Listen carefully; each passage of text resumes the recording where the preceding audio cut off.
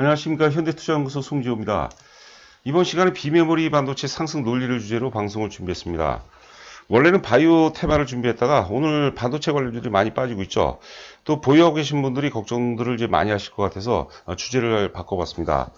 모쪼록 오늘 방송이 반도체 관련주도 보유하고 계신 분들께 위안 그리고 힘이 됐으면 하는 바람입니다. 자, 비메모리 섹터 같은 경우는 4차 산업혁명의 어떤 핵 혹은 이제 꽃이라고 볼 수가 있겠고요. 특히 한국 경제의 어떤 결정적인 성장 동력이 아닌가 생각됩니다. 자, 세 가지 정도로 요약을 해봤는데요. 향후 파운드리 분야 같은 경우는 글로벌 2강 구조로 재편될 가능성이 높다고 보는 거죠. 그 전에는 사실 그 TSMC 독점 체제로 봐야 되겠는데, 팹리스 업체 입장에서도 리스크가 굉장히 크죠. 단일 공급 체계에서는 상당히 리스크가 크고, 그 전에는 사실 그 잠시 후에 우리가 설명을 드리도록 하겠지만, 삼성전자가 특히 이제 그 패키징 기술에서 이제 많이 떨어졌던 부분이 있거든요. 그런데 지금은 이제 TSMC의 버금가는 어떤 그 경쟁력을 갖추기 때문에 결과적으로 이제 이원화 체계로 이제 그 전환될 가능성이 높다고 보는 거고요. 제가 전에 그 유튜브 방송에서 많이 말씀드렸는데요. 결과적으로 본다면 TSMC와 삼성전자, 기타에서 한 40대, 40대, 한 20 정도 구도로 시장이 재편될 가능성이 높지 않을까 싶습니다. 자, 두 번째는 이제 그 비메모리 시장은 올해 같은 경우는 사실 그 디스카운트 될 수밖에 없겠죠. 뭐 잘 아시다시피 C 사태 관련해서 또 훼손될 수밖에 없는데 내년 이후서부터는 이제 그 본격적으로 이제 최대 성장 사이클에 진입한다고 보는 거죠. C 사태 관련해서 비대면 등에서 4차 산업혁명이 더욱 빠르게, 가파르게 진행될 가능성이 높지 않을까 생각이 됩니다. 뭐 이 부분에 대해서는 대체로 다 좀 공감하고 이해가 되시지 않을까 싶습니다. 자, 비메모리 핵심은 이제 패키징과 칩리스, 테스트 정도로 요약이 되는데요. 칩리스는 아니죠. 사실 패키징과 테스트 정도라고 보는데, 하여튼 테스트는 리노공업 같은 경우가 이제 역설고 좀 돌파하고 많이 올랐기 때문에 지금 매수 관점에서는 좀 부담이 된다고 봐야 되겠고, 오늘은 이제 그 네페스는 사실 그 패키징 쪽에서 뭐 세계적이고 독보적인 기술력을 갖고 있다고 봐야 되겠고요. SF 반도체는 이제 그 삼성전자 최대 수혜주 맥락이라고 봐야 되겠고요. AD 테크놀로지는 우리가 좀 길게 놓고 본다면 나름대로 굉장히 의미 있는 주가 흐름이 예상이 되지 않나 생각이 됩니다. 자, 그리고 이제 그 체험 VIP 영업 관련해서 최근에 댓글들이 좀 불편하신 분들이 좀 많은 것 같은데요. 저희 입장에서는 사실 영업이 너무나도 소중하고 또 굉장히 그 절실한 그런 영역이죠. 또 이제 투자자 입장에서는 또 성공 투자를 해야 되겠죠. 이런 부분들이 좀 잘 조화롭게 이어졌으면 하는 바람이고요.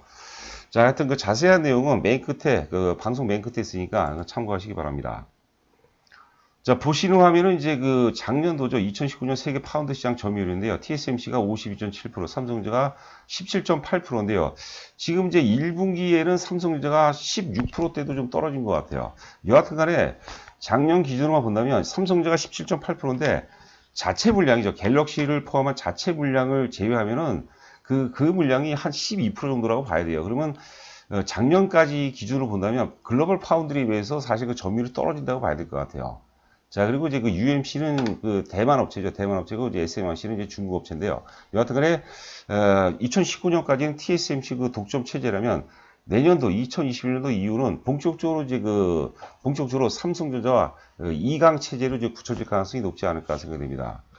자, 지금 좌하단에 보시면은 파운드리 서비스 제공 가능 업체가 급감하다 그러는데 뭐 이유가 있죠. 뭐 45나노에서 28나노, 14나노, 7나노인데 7나노 이후서부터 우리가 EUV 공정이라고 하죠. 극자에서 노광 공정이 되는데 이 장비 한 대가 ASLM에서 네덜란드 ASLM에서 만드는데 장비 한 대가 거의 막 2천억이에요. 그런데 이게 뭐 10대, 20대 그 이상을 필요하다 보니까 그 장비를 뭐 2조 원, 뭐 3조 원 넘게 투입해서 도입한다 하더라도 기술력이 없기 때문에 실패하는 경우가 많거든요. 그렇기 때문에 뭐 UMC라든가 SMIC가 시장에 진입하기가 굉장히 어려울 것 같아요. 그래서 결과적으로 7나노 EUV 공정 관련해서 EUV는 또 삼성전자가 먼저 도입을 했죠. 그래서 7나노 이후서부터 5나노, 특히 이제 3나노는 삼성전자가 세계 최초로 먼저 개발했습니다. 그래서 EUV를 통한 5나노, 7나노 이후서부터는 결국은 이제 그 삼성전자와 TSMC로 양분될 가능성이 높지 않을까. 결국은 이제 3나노 2021년도 하반기 혹은 2022년서부터는 3나노 싸움이라고 봐야 될 것 같습니다. 3나노에서는 이제 삼성전자가 결정적으로 이제 경쟁력을 갖추고 있다고 봐야 될 것 같아요. 지난해 3분기 그 시스템 반도체죠. 시스템 반도체 파운드리 쪽에서 지금 이제 매출이 4조 3천억이에요. 역대 최대 분기 매출이라고 그러는데 3분기죠, 3분기. 반도체 전체 매출을 차지한 비중이 25%입니다. 그래서 처음으로 25%를 넘어섰다는 거죠. 이게 굉장히 의미 있는 거죠. 맨 아래 보시면 이제 비메모리 반도체 시장 성장률이 연평균 22년까지 연평균 5%로 메모리 반도체 시장 연평균 성장률 전망치 1%대에 5배에 달할 것으로 예측이 되나. 그 비메모리 성장성이 더 크다고 보는 거죠. 자, 이제 그 아래쪽에 이제 종목이 있으니까 빨리빨리 좀 전개하도록 하겠습니다. 자, 요 내용도 굉장히 의미가 있는 것 같아요. 대만의 TSMC와 삼성 간의 파운드리 기술 경쟁이 치열한 상황이다. 사실 그 2015년까지죠.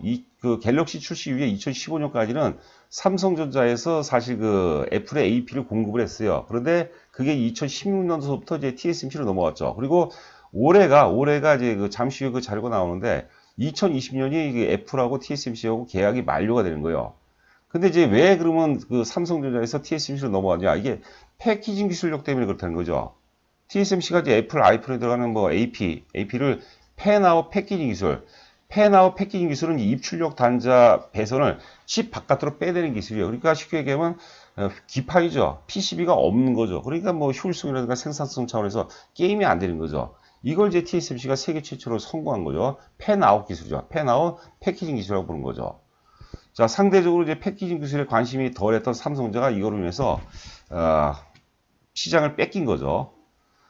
자, 새로운 갤럭시 삼성전자 시스템 반도체 초격차, 지금 TSMC하고 이제 초격차라고 보는데, 하여튼 그 EUV 기반의 7나노에서 TSMC 확고한 우위를 점하고 있다고 이제 보는 거죠. 그런데 또 TSMC 입장에서는 또 얘기가 틀리는데, 여하튼 간에 3나노를 이제 그 삼성전자 먼저 그 세계 최초로 개발했기 때문에 기술력에서는 삼성전자가 TSMC도 뛰어나다라기보다는 TSMC보다는 뒤지지 않는다. 그런데 이제 그 지금 어떤 그 시스템 반도체 혹은 파운드리 시장의 어떤 흐름을 봐서는 결국은 TSMC의 이제 패밀리스 업체들이 TSMC의 독점을 주기보다는 이원화 체계로 갈 가능성이 굉장히 이제 높다고 보는 거죠. 자, 하여튼 그 TSMC도 먼저 세계 최초로 개발한 3나노 공정 양산 기술 확보에 돌입했고, 3나노 공정은 지난해 개발한 5나노 공정에 비해서 반도체 칩 면적을 35% 줄이고 대단하죠. 소비량을 50% 감소시켜 처리 속도를 30% 향상시킨다. 그럼 궁극적으로는 3나노로 갈 수밖에 없는 거죠. 그러니까 뭐 UMIC라든가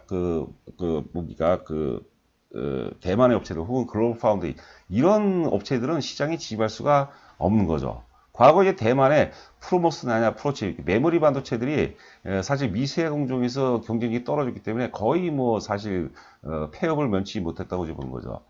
자, 삼성전자, TSMC, 애플 AP 수주 재격돌 관건은 패키징이라고 보는 거죠. 여하튼 앞서 얘기한 대로 올해가 이제 그 애플과 TSMC 간의 독점 계약이 끝납니다. 그래서 제가 전에도 이제 유튜브 방송에서 강조해드렸는데, 만약에 애플에서 삼성전자 쪽에 이제 그 공급을 좀 해준다면, 물량 발주를 넣어준다면, 그 말 그대로 경청동지할, 말 그대로 이제 삼성전자가 2030년까지 TSMC를 제끼고 파운드리에서 글로벌 1위를 노린다는데 그게 현실화 될 가능성이 없다고 보는 거고요. 인텔도 수주했고 퀄컴도 수주했고 지금 또 뭡니까? 하여튼 뭐 많이 지금 그 글로벌 그 패밀리스 업체들 발주 물량을 삼성전자에서 계속해서 받고 있는 그런 모습, 받고 있는 그런 상황이죠. 자, 그 중에 패키징 기술의 핵심이 사실 네페스라고 보는 거죠. 팬아웃 PLP. 지금 기존에는 지금 대만의 TSMC가 이제 특화된 기술이 팬아웃 WLP입니다. 웨이퍼 레벨 패키징인데, 네페스는 이제 패널 레벨 패키징입니다. 맨 아래 보시면, 네페스가 세계 최초로 패키지 양산에 성공한 PLP는 WLP. 그러니까 웨이퍼 레벨 패키징, 웨이퍼 같은 경우는 이제 둥그렇죠. 근데 그 패널 같은 경우는 이제 사각형이란 말이죠. 그러니까 생산성이 높을 수밖에 없어요. 나중에 그 네이버 같은 데 보시면은 그림을 보실 수가 있습니다. 이 내용이 나오네요. WLP, 웨이퍼 레벨 패키징, 팬아웃입니다. 팬아웃, WLP 같은 경우는 원형 기판에 올라간 가공 웨이퍼를 잘라서 반도체 칩에 올리지만, PLP는 사각형의 기판이죠. 그렇기 때문에 상당 부분 이제 수율도 그렇고 뭐 저렴하게 가격도 그렇고 저렴하게 패키징할 수 있다고 보는 거죠. 그게 이제 네페스가 원천 기술, 독점적인 어떤 기술을 갖고 있다고 보는 거죠. 자, 이제 종목 들어가도록 하겠습니다. 자, 네페스 올해는 좋을 수밖에 올해는 좋지가 않아요. 작년에는 사실 실적이 굉장히 좋았습니다. 그래서 주가도 이제 많이 올랐는데 올해는 작년 대비해서 실적이 많이 떨어져요. 그런데도 불구하고 최근에 뭐 어떤 분은 뭐 못 올라서 참 보기가 싫다, 답답하다 그럴 수 있지만 제 입장에서는 그런데도 불구하고 올해 실적이 굉장히 작년 대비 굉장히 안 좋은데도 불구하고 굉장히 견조한 모습을 보이고 있다는 것은 대단한 의미인 것 같아요. 올해는 하여튼 뭐 감가상각 비용이 뭐 40% 들어가고, 그 다음에 그 펜하고 PLP죠. 이거를 계속해서 투자를 하고 있는 거죠. 이것도 이 비용도 있고, 그 다음에 작년에 이제 그 데카라는 이제 펜아웃 그 WLP 펜아웃 웨이퍼 레벨 패키징 회사가 있어요. 여기 대주주가 재미있는 게 퀄컴입니다. 얼마 전에 퀄컴의 이제 통신칩을 수주했죠. 이 적자 부분도 관련해서 올해는 좋을 수가 없어요. 그런데도 불구하고 굉장히 견조하고, 조금 더 디테일을 보면은 이미 2월 달에 좀 많이 올랐습니다, 사실. 다른 종목이 다 못 올라갔을 때 네페스는 사실 올라갔죠. 뭐 이따 우리가 잠시 후에 살펴보도록 하겠습니다. 올해는 적자 전환이 불가피하죠. 그러나 2021년도는 사상 최대 실적이 예상이 되는 거죠. 자, 이게 뭐 매출하고 영업이익 기준으로 보도록 하겠습니다. 하여튼 2018년에 영업이익이 218억에서 작년에 이제 2019년도에 영업이익이 600억이었거든요. 그러니까 주가가 굉장히 많이 올랐죠. 그리고 2020년 올해 같은 경우 예상 영업이익이 지금 110억이에요. 110억. 영업이익이 대폭적으로 줄어드는데, 이러면 주가가 좀 많이 빠져야 되는데, 그런데도 불구하고 주가가 안 빠진다는 것은 보이지 않는 대단한 힘이 좀 작용하지 않나 싶어요. 그리고 내년도 2021년도면 물론 이제 C 사태가 어느 정도 마무리가 되게 되는데, 여하튼 사상 최대 실적 가능성이 높다고 보는 거죠. 저는 여기에 플러스 알파를 알파를 또 부여를 해야 된다고 봅니다. 자, 그 다음에 이제 SF 반도체 보죠. SF 반도체는 사실 그 삼성 디스플레이가, 그 SFA 반도체 그 모기업이죠. SFA의 지분을 한 10% 이상 출자를 했거든요. 그렇기 때문에 피로 얽힌 사이라고 제가 이제 많이 말씀드렸던 것 같아요. 삼성 서버 드림의 유일한 후공정 아웃소싱 파트너죠. 지금 예상 실적이 안 나오고 있는데요. 지금 C 사태 관련해서 굉장히 안 좋고 있지만, 삼성전 1분기 실적에서 굉장히 선방했죠. 이것도 서버향 반도체의 어떤 그 선방으로 인한 것도 있고요.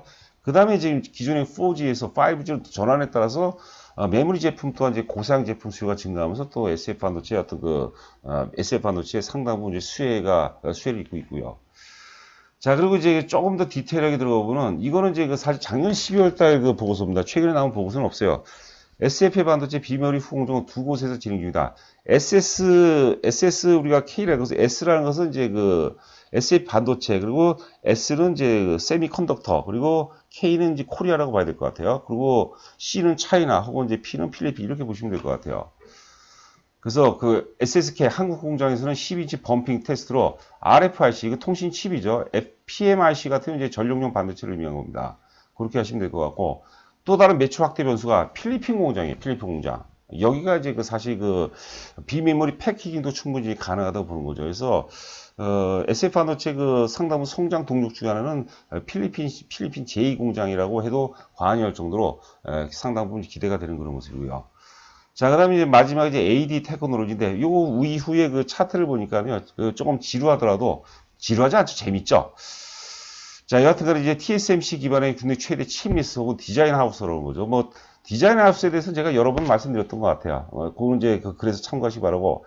여하튼간에 이제 기존의 어떤 파운드리에는 절대 강자가, 삼성자가 뭐 앞서 한 18% 정도 점유율이라고 그러는데, 삼성전자 자체 물량을 빼면 사실 글로벌 파운드리 정도 수준밖에 안 돼요. 하여튼 TSMC가 독점을 하고 있고, TSMC의 디자인 하우스, 하청 디자인 하우스 중에 하나가 AD 테크놀로지인데, 계약이 지난 3월로 끝났습니다. 8개 뭐 밸류 체인이라고 하는데 끝났고, 삼성전자와 이제 계약을 했는데, 거기 따른 굉장히 어떤 프리미엄이 있겠죠. 일단 1차적으로 TSMC와 AD 테크놀로지가 계약을 해지한 이유는 삼성전자와 굉장히 대단한 빅딜이 있을 가능성이 굉장히 높고요. 두 번째는 사실 TSMC가 계약했을 때 조건이 있었어요. 계약 조건이 뭐였냐면 반드시 TSMC 그리고 한국 업체 하이닉스가 되겠죠. 삼성전자 하이닉스가 되는데 거기에 한해서 다른 글로벌 업체하고는 이제 계약을 못 맺게 정해놨어요. 그러니까 AD 테크놀로지 입장에서는 지금 최근에 계열사를 3개나 지금 두고 있거든요. 그러다 보니까 매출처 다변을 위해서 다른 업체하고도 많이 활발하게 계약을 진행이 되죠. 특히 4차 산업혁명 과정에서. 그러다 보니까 TSMC와 관계는 굉장히 불편해진 거죠. 그래서 계약을 해지한 거죠. 이건 제가 보기엔 굉장히 어떤 의미 있는 그런 어떤 상황이 아닌가 이렇게 생각이 되는데요. 자, 거래선 변화. 하여튼 TSMC와 15년의 거래를 끊고 삼성전자와 계약을 했죠. 그러면서 이제 영업 기반이 예전에 TSMC와 계약 관계는 국내 우리 한국하고 이제 TSMC만 국한이 되는데 이제는 계약을 해지하면서 해외로 확장된다는 것은 굉장히 커다란 성장 동력이 아닌가 싶고요. 그 다음에 신규 결합체한 개발 매출이 올해서부터 향후 2, 3년 동안에 큰 폭으로 증가한다는 것. 지난번 1분기 실적이 폭발적으로 많이, 뭐 폭발적인 편이라기보다는 대폭적으로 이제 향상된 것도 알 수 있고요. 자, 기존 거래처 양성 매출은 당분간 지속된다. 이렇게 뭐 세 가지 차원에서 접근해 볼 만하고요. 자, 영업기 기준으로 본다면 굉장히 바람직한 구도인 것 같아요. 일단 2017년도 끝까지는 계속해서 적자에서 적자 폭이 굉장히 둔화가 됐죠. 그리고 2018년도에 120억 흑자 전환되고요. 올해도 뭐 C사태 관련해서 크게 좋아지는 않은데 내패스 그렇지만 죄송합니다. 2018년도하고 2019년도는 비슷한데 올해 지금 이제 C사태 관련해서도 매출이 영업이익이 뭐 이것도 지금 AD 테크놀로지 자료도 지금 보고서도 좀 오래된 건데 하여튼 그 C사태에 불구하고 지난번 1분기 실적도 굉장히 좋았거든요. 사상 최대였거든요. 그런데 올해 하여튼 그 실적이 작년 대비해서 굉장히 급증한다고 특히 2021년도에 이제 많이 몰려 있습니다. 매출이. 그래서 우리가 그 AD 테크놀로지 지난번에 대규모 증대했죠. 35% 587억으로 기억하고 있는데 굉장히 저는 원래 사실 대규모 유상 증대를 하게 되면 결정적인 악재인데요. 저는 AD 테크놀로지 입장에서 상당히 어떤 자신감을 좀 느낄 수 있는 그런 모습이었어요. 저희 회원분들께도 이제 많이 좀 강조를 했죠. 오늘 뭐 비교적 강세를 보이는데 여하튼간에 AD 테크놀로지는 단기로 다른 SF 반도체, 다른 SF 반도체나 혹은 네페스도 마찬가지지만 단기로 볼 종목은 아니죠. 아울러서 6월 4일 전에 매수를 하게 되면 유상증자에 참여하게 되는데요. 적당한 가격대가 맞는다면 좀 물린다는 생각으로 좀 매수 관점으로 접근하는 게 바람직하지 않을까 싶습니다. 자, 보시는 화면은 이제 NHN 한국사이버결제고 아래 종목은 이제 SF 반도체인데 오늘 사실 비대면 관련주 쪽으로 매기가 집중하면서 상대적으로 이제 SF 반도체든 이제 반도체 관련주들이 조정을 받는 것 같아요. 특히 이제 비메모리 반도체주들이 오늘 좀 낙폭이 좀 심화가 되는 것 같은데 물론 이제 한국 사이버결제가 많이 올랐다고 상대적으로 조정받는 건 아니죠. 오늘은 이제 조정파동이죠. 그런 조정파동을 활용해서 상대적으로 몸집이 가벼운 비대면 테마 쪽으로 매기가 집중되는 것 같은데 제가 보기에는 오늘 비대면 관련주들이 상당히 단기 어떤 피날레일 가능성이 높다고 보는 거죠. 그렇다면 내일 이후서부터는 비메모리 관련주들이 상당히 안정적인 흐름 혹은 이제 상승으로 전환될 가능성이 높지 않을까 생각됩니다. 지금 수평선을 NHN 한국사이버결제 그리고 SF 반도체 수평선을 가는데요. 지금 사이버결제 같은 경우는 이제 역사고 좀 돌파하고 좀 많이 올랐습니다. 지금 이제 차트를 좀 납작하게 했기 때문에 좀 우리가 시각적으로 좀 못 오는 것 같지만 저희가 사실 NHN 한국사이버결제 저희 회사 주력주입니다. 주력주인데 오늘 전량 매도를 했어요. 단기 피날레 가능성이 높기 때문에 전량 매도하고 SF 반도체는 계속해서 이제 매수를 하라고 지금 말씀드렸거든요. SF 반도체는 지금 역사의 고점 아직까지 여전히 아래에 있죠. 그래서 상당히 메리트가 있지 않나 싶고요. 자, 위에 종목은 이제 네페스의 월봉이고 아래는 네페스 일봉입니다. 보시면 네페스 같은 경우는 월봉상 보면 이제 굉장히 양호한 모습입니다. 특히 이제 과거 역사의 고점을 돌파하고 지지선으로 확보하고 있죠. 이게 이제 프레토 지선을 확보하고 있다. 주가가 프레토 지선을 확보하고 있다는 것은 개입된 세력의 힘이 크기가 세다는 것이고 앞에 고점을 돌파할 가능성이 굉장히 높다고 봅니다. 그러니까 우리가 단기로 보면 좀 헷갈릴 수 있지만 길게 놓고 본다면 편안하게 우리가 크게 한번 수익을 도모할 수 있을 만한 그런 종목이 아닌가 싶습니다. 네페스는 어설픈 어떤 반도체 관련주들하고 비교하면 안 됩니다. 세계적으로 말 그대로 용을 꿈꾸는 그런 기업이다 이렇게 보시면 될 것 같습니다. 일봉상 보더라도 좀 안정적인 모습이죠. 박스권 등락이 좀 예상이 되는데 여하튼간에 박스권 하단이라든가 조정받을 때는 계속해서 우리가 매수 관점으로 접근해 볼 필요가 있지 않나 싶습니다. SF 반도체도 오늘 좀 빠지고 있는데 괜찮습니다. 굉장히 좋습니다. 자, 지금 거래량 지선이라는데 우리 A 구간을 보면 A 구간 대량 거래가 터지죠. 사상 최대 구간이 터지는데 조정을 받더라도 그 구간에서 지선을 확보하고 있죠. B 구간도 보면은 이제 대량 거래가 터지죠. 대량 거래 터지고 대체적으로 그 구간에서 주가가 자리를 잡는 모습이죠. 이게 우리가 거래량 지선을 확보하고 있느냐 안 하고 있느냐 이것도 굉장히 중요합니다. 주가가 대량 거래 위에 있다는 것은 그 대량 거래 상당 부분이 매집일 가능성이 높고 주가가 대량 거래 아래에 있다는 것은 그 대량 거래 상당 부분이 매도 팔아먹은 거래일 가능성이 굉장히 높다고 보는 거죠. 자, 그다음 이제 AD 테크놀로지 보는 거죠. 저는 유상증자가 587억이면 35, 시가총액 35%예요. 어마어마하죠. 그냥 웬만한 사람들이 머리가 지끈지끈 아플 겁니다. 근데 저는 이상하게 AD 테크놀로지 AD 테크놀로지 측에서 어떤 자신감을 좀 느낄 수 있을 것 같아요. 자, 지금 주봉으로 본다면 역사 고점 돌파하고 상승 충격 1파동, 조정 2파동, 지금 상승 충격 3파동이 예상이 되는데요. 유상증자를 우리가 강론에 생각한다면 적당하게 가격이 맞는다면 우리가 계속해서 좀 매수 관점으로 접근해 볼 필요가 있지 않을까 생각됩니다. 자, 체험 VIP 회원 관련해서는 일단 그 뭐 3개월에 100만 원이니까요. 월 한 30만 원꼴이죠. 입금하시고 그다음에 보유 종목하고 수량을 적어서 보내주시고 가급적이면 이제 투자 경력, 투자 금액까지는 뭐 나중에 개별적으로 제가 여쭤보도록 하겠고 여하튼 간에 여러분들 보유 종목 제가 1차적으로 진단해드리고 좋은 종목 더 사야 되겠죠. 안 좋은 종목, 이제 안 좋은 이유에 대해서 제가 말씀드리도록 하겠고 지금 저희가 또 깜빡 잊고 말씀 안 드렸는데 지금 바이오 중에서 오늘 새로 추천 나간 종목이 있어요. 그 안정성을 확보한 상태에서 상당히 어떤 그 기대익이 예상이 되는 종목이 아닌가 싶은데요. 뭐 하여튼 좋은 기회가 아닌가 싶습니다. 자, 오늘 하루도 고생 많으셨고요. 저는 또 내일 여러분들 찾아뵙도록 하겠습니다. 감사합니다.